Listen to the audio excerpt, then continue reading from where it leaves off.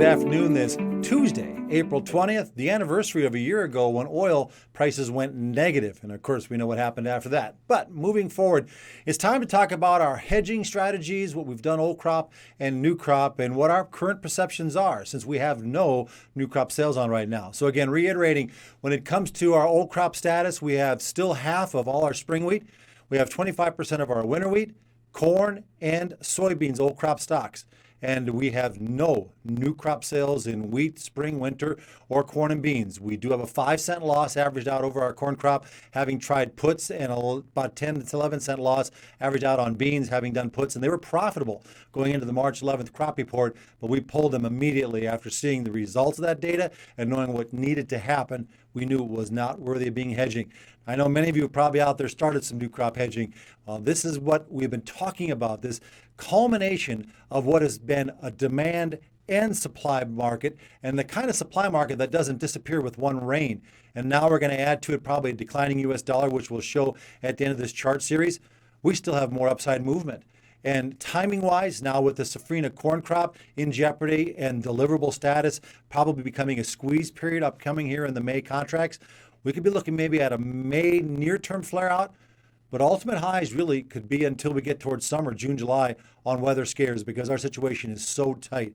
But let's now review some weather. Let's review the charts and our anticipations of when we might start reapplying some new crop hedges, and it's going to be done with options again. We won't start placing new crop pricing recommendations on futures contracts until you can likely get a decent basis from your elevator. And that may or may not occur, but when you see our price targets, you'll see why even doing futures is probably, as long as you got a banker behind you, is worthy of it.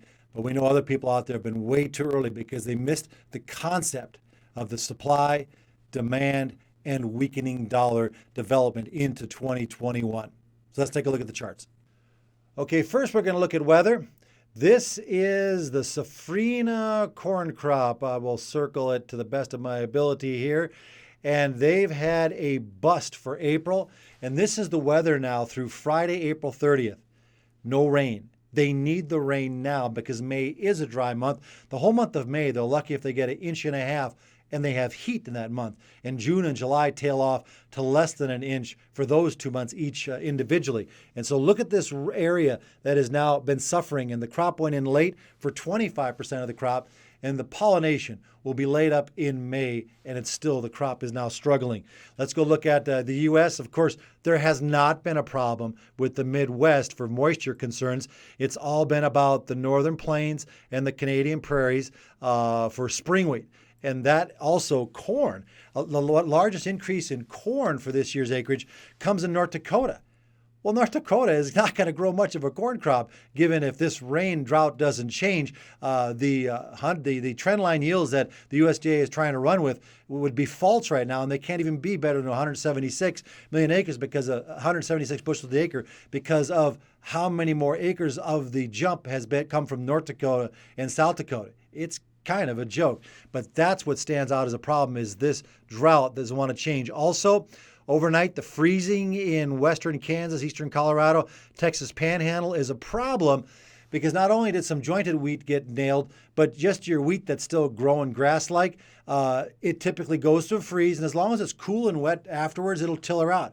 Well, there's no moisture coming, and there's a warming trend, so even the tillering effect is going to be reduced. So this is a problem for wheat, which was exasperated early today in the session, but the market kind of sold off into the close. But we'll take a look at that as we go through the charts. So now let's start with the corn monthly chart. We're still 25% of old crop corn to sell. We've seen this chart before. We've showed you why 575 probably would be a stall point, and it was. But we're on our way, we believe, to that mid 650 range, hitting the 618 retracement. And depending on how safrinha works out, we could see July corn ultimately come on spot and make it up to probably 6.5. This would probably have to be a drought in the U.S. I don't know how that probably comes into play, but our targeting has been the 650 range for old crop corn. That's where we'll look to start selling our remaining 25% old crop supplies into a good basis, too, on top of it. Now, if we go to new crop corn, we hit a technical objective today. You get that because we're extending our waves. As you can see, we keep walking beyond 5 waves. Well, what's happened is the first and the fifth wave have been almost matched. It's that second wave. We call this wave 3 because you got wave 2 is the down leg. So the wave 3, now that we're extending, we carry this wave and we load it up here. And so that leg measured us to 625, 630. We were there today, 633 for a high. But this is technical objectives. We can still get a little sell-off in here, but ultimately we believe the December corn contract will make it to the monthly chart resistance here, $5.75, $6. Once we achieve well over the 550 range, if I correct my statement there, 550 range we're looking for on D's corn, we'll start looking at the August or the September short-dated corn puts to lay in protection. In case we get a July problem, well, then we're going to have $6 new crop corn as well. But for now, we do anticipate that even December corn will find its way ultimately to $5.75. And that's in spite of already seeing this technical objective. We think another correction could occur, but your corrections are going to get shallower right now in this walking leg. 508 to 515, they're going to buy that again if we even get a correction in here. Let's go to the beans. Monthly bean charts. You've seen this. Talked about that 1408 region. We keep trading around while we finally broke out from it. Now we're walking higher. And with the 90-cent premium that we are already seeing in some areas in central Illinois, not in North Dakota yet, but central Illinois, they're already getting 1560, 1575 beans, which I know people thought we were crazy back in January. We've been waiting for $15.50, $16 bean board. That should occur. We're expecting it will because the crushers domestically, this isn't about exports anymore. This is about crushers not finding available supply nearby and bean oil trading well premium to its contract. Now meal is taking off. This is going to shove this bean contract up to re-challenge the 2013, 2014 highs, I believe at a minimum, 1575. Higher, well, that's going to take a summer drought problem. Beans broke out of their bean flag for November contract. We had talked about the wave measurement. This measures up to 1343, but even still there, we're not done. We think that the November beans have a date now with the weekly chart at $14. Once we get there, we'll be looking at the September or the August short-dated new crop bean puts to lay back in. And again, problems in August, yeah, then we're going to be $15, $16 beans as well. Wheat. You've seen this chart numerous times, how I played it out that after 5 waves up, we'd get an ABC decline. I had said back when we were about here, I said a C wave low, probably in the lower $6 range. Well, they overshot it by a bit, and now we're in wave 1. Wave 1 I was targeting for about 665. As you can see, we overshot it in this morning's enthusiasm, but if we zoom in a little bit, we did come off into the close back under 665, already have a correction in place of almost 20 cents. Wave 2 in this bull market maybe might only get down to the 640, 650 region. Even if it does that, we go to the continuation chart in here. We can see the purple line brings up support, 640 if it did get some kind of break in here. But I don't think we're done. We're going to go into a wave 3. Now, wave 3 could accelerate. Maybe it's tied to Ukraine, Russia, which, by the way, are stepping up issues right now as well. And we have our 60-day cycle that comes into play as we get into the opening of May. If we lay it into the Kansas City wheat chart, we can see how the 60-day cycle, it's not perfect. Lately it's been coming in early or late by a week. Here it was on. Here it scored a low, but ultimately the low was later. So it's not perfect, but it implies to us, we get a correction in here.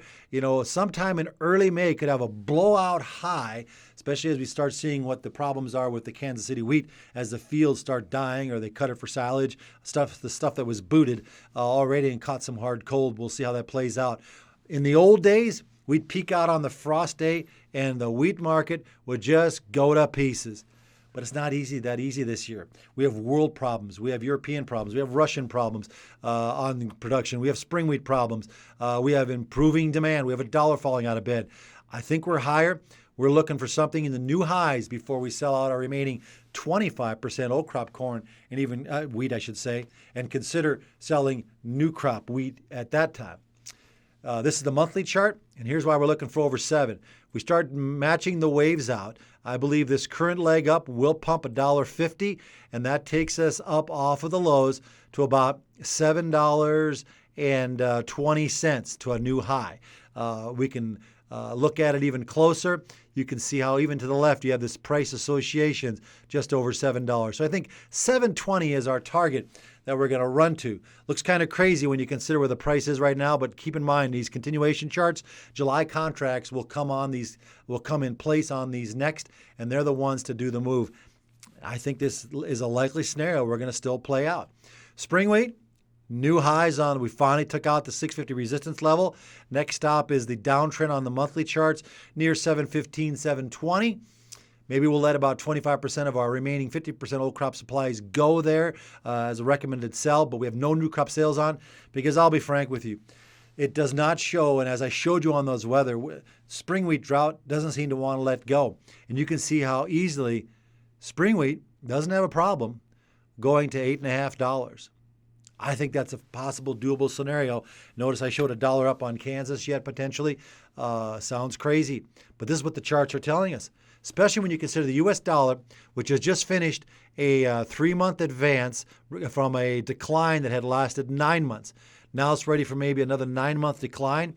And you look at the weekly charts, how it broke down, went back and kissed that uptrend line. And now if we take out 90.60, we then are taking out lower lows, and we can start out our next leg down on the dollar. And this is bullish corn, bullish beans, bullish wheat.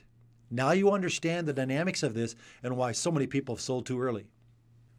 This is just to get you back up to speed because many are wondering why we aren't selling this. Well, we're glad we haven't been. And what literally we did on new crop with options, we mitigated our losses quickly and moved on because this thing is powerful because of not one, not two, but 3 dynamics. Supply continuing to dwindle around the world, demand staying hot, and now the dollar starting to break down again gives us an amazing year to sell into. But we're not trying to be too early about it. We're trying to be just about right. And if anything, I'll still be too early. This is Eugene Grander from Heartland Investor Capital Management. Hope you find this information useful.